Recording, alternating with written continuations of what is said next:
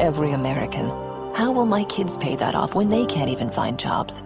Now Obama wants more spending and taxes. That won't fix things.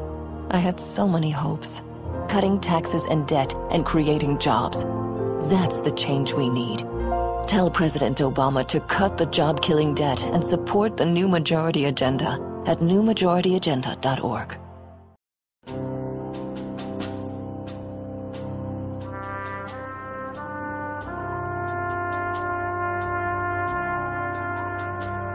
From Iraq and Afghanistan, our brave warriors are coming home, wounded. Some with wounds you can see, some with wounds you can't see. Wounded Warrior Project was created to support our men and women coming off the battlefield.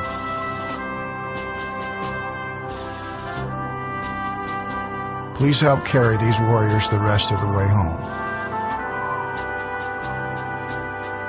Get involved at woundedwarriorproject.org. Feeling lonely this holiday season? Looking for little human interaction? Do you want to feel contact in certain special places? Then why not go through security at an airport? The TSA.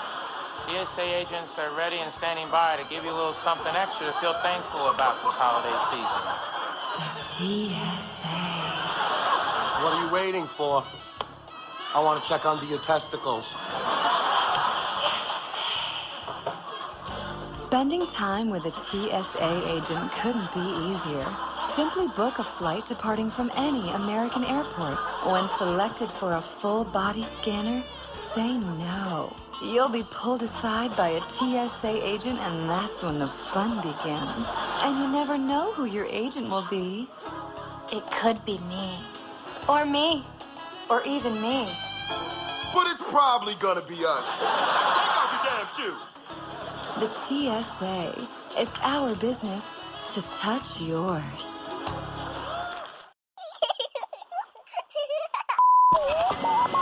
Welcome to the Bureau of Womanhood Conformity. Independent thoughts are considered subversive because all must agree with our leader. When it comes to women, preventative care should include coverage of contraceptive services such as birth control. You see, if you don't believe government should pay for your birth control, you're not a real woman. Womanhood denied. If you refuse to accept that pregnancy is a punishment, you're denied as well. I don't want them punished with a baby. If you don't believe that abortions should be allowed for any reason, if you don't believe in aborting a child for being the wrong gender, and if you don't believe that stay-at-home mothers aren't real workers, you are not a real conformed woman. His wife has actually never worked a day in her life. His wife has actually never worked a day in her life. Finally, for your safety, if you oppose mandatory government health care, you will die. They will be voting to say that women can die on the floor. These standards and regulations were formed after our glorious victory in the war on women. Thank you for your cooperation and your conformity. Today is a special day. Today we gather as a nation and as an international community to recognize the selfless decision of one of the most influential women of our time. She's been recognized by religious figures and politicians around the world. To us, she's just Rachel. But to the rest of the world, she is the woman who, after having one too many drinks, chose not to drive home buzzed. Here today to honor Rachel is the family whose lives she spared. Save a life. Don't drive buzzed. Buzz driving is drunk driving. I was in chronic pain, and my family struggling to make ends meet, food and gas prices going up, even keeping my job was iffy. Then I learned about a new miracle drug made in Washington, D.C. Spenditol. Spenditol is Washington's answer to all the painful problems Americans face. How to borrow $800 billion for a stimulus that didn't create jobs or fix the economy? Spenditol. Spenditol is not for everyone. Side effects may include a mountain of government debt piled on our kids, a sudden loss of freedoms, higher prices for everything, leaving our kids a lesser America than we had. Ask your doctor or congressman if your conscience is strong enough for Spenditol. And it's so popular in Washington, we have to import trillions more of it from China. Spenditol makes you feel better now and pushes off the really bad stuff till later, for them to deal with. Call the White House and Congress. Tell them, stop spending it all.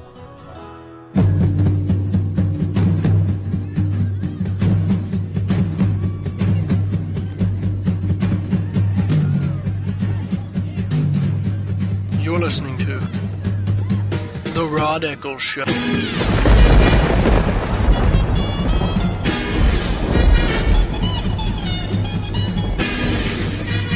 And we are back.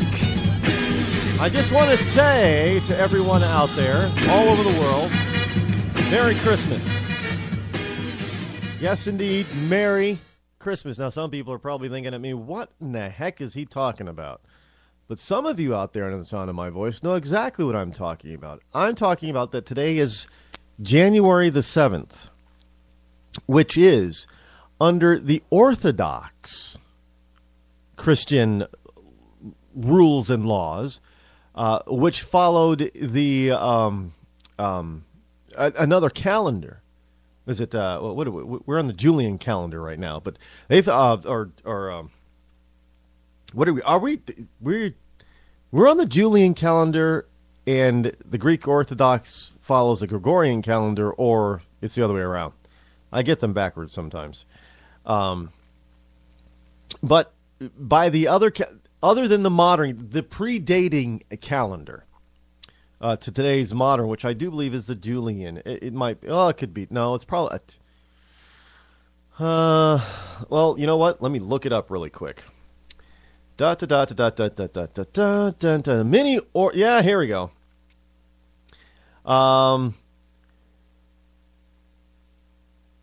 December 25th is Christmas on the Julian calendar, which predates the Gregorian calendar.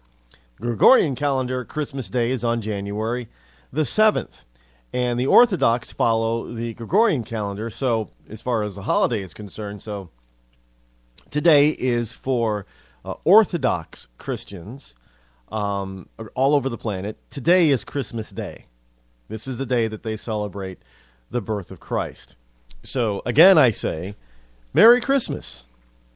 And, we probably should keep Christmas alive because, it's 2 weeks. Why not? It doesn't harm to do it that way. It's nearly 2 weeks of Christmas celebrations. Isn't that where they got the 12 days of Christmas? Is it 12 days? Let's see, 25, 26, 7, 8, 9, 30, 31, 1, 2, 3, 4, 5, 6, 7. No, it's 14 days. But really? No, it can't be. In any event, well, yeah, it can't be because it's 31 plus the 1. If you're counting the same day, the same 2 days. There you go. So today is Christmas Day in the Orthodox Gregorian calendar. Merry Christmas to one and all, once again. So actually, they celebrate Christmas first. The rest of us who are supposedly quote unquote normal Christians, we celebrate. It's the last thing of the year that we celebrate. And other than the New Year, it's the first thing that the Orthodox celebrate for the year. Isn't that kind of interesting? I'm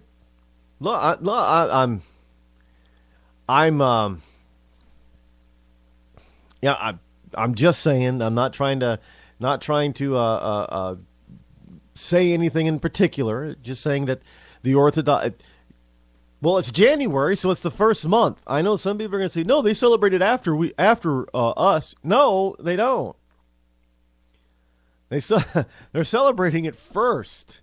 It's the first month. We celebrate it, non-Orthodox Christians and everybody else celebrate it in the 12th month. Now, I don't care what kind of math class you take. I don't care how liberal you can possibly be.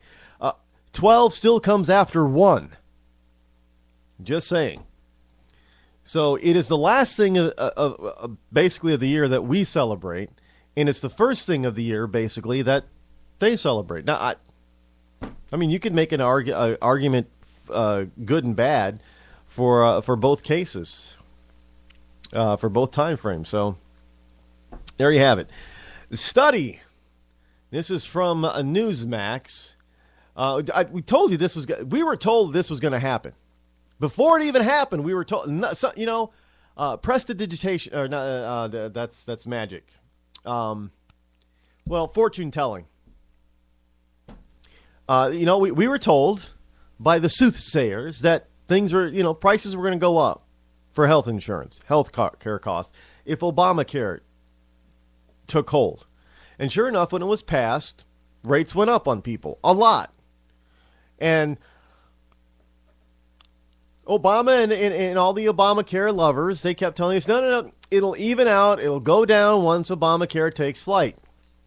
Really? Well, here's a new study. Health insurance rates will go up for young adults under Obamacare. A new study predicts that health premiums could increase as much as 40% for young adults once Obamacare goes fully into effect in 2014. The concern, according to a study published in Contingencies magazine, is that an influx of relatively healthy people will tip the balance away from those with immediate health needs, which will drive up the cost for individuals between the ages of 21 and 29. This means that close to 4 million uninsured individuals can expect to pay more out of pocket for single coverage than they otherwise would, even given the availability of premium assistance. Now, according to the study, the 21 to 29-year-old age group has roughly twice the number of uninsured members. This, combined with variables like qualification for vouchers, makes rate somewhat unpredictable. By choice, by design, however you want to put it, this fiasco was done on purpose. Understand that. This was done on purpose. It was purposeful. Now, when the younger individuals do not enroll, destabilization of the individual market will occur. Premiums will increase in the individual market for enrollees of all ages, and enrollment will decline. In other words, more and more people will be forced onto a federal government program such as Medicare, Medicaid. And it will carry us over to a universal government-controlled healthcare system, which will then cause Americans to die. Hey, look, the left can accuse us, those of us on the right, of wanting women to die on the floor. Let me tell you something. You let government take control of our health care, you're going to have a lot more than just women dying on the floor. You're going to have everybody dying on the floor and on the table and in the back halls, in the aisleways, even on the street before they can even make it to the hospital because there won't be any ambulances to take them to the hospital. Those ambulance drivers, now think about this, those ambulance drivers are going to have to deal with all kinds of government rules, laws, and regulations. And they're going to stipulate what an ambulance driver can and cannot, paramedic, basically can and cannot do before, doing, and after the treatment. Plain and simple. They won't be able to get away from it.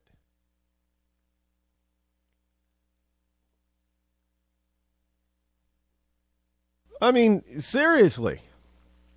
Can you imagine you're having a heart attack, but regulations state that unless the heart attack is of a certain severity, you will not be able to go to the hospital in the ambulance, you will have to take your own vehicle.